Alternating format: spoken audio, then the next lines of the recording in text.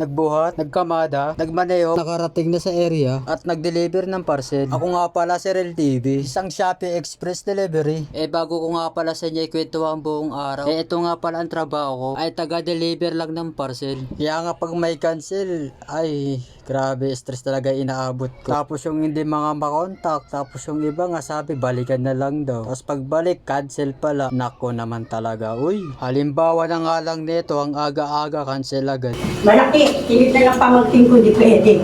Dahil nag-order na kami. Sinabi niya na pala dun, cancel nyo na ho. Hindi po. Cancel na pala yun.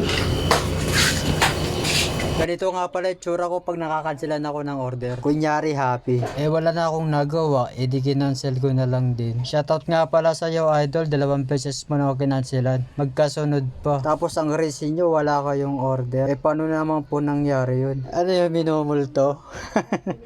De joke lang. Pagkatapos ko nga pala makancelan, agad na pala ako dumiretso sa suki ko. Kaabot ko nga ng parcel niya. Ang halaga ay 100. Ayun, may tip ako 10 piso. Tapos ko nga pala naghahanap ako ng mabibilan na mineral. Grabe ang init sobra.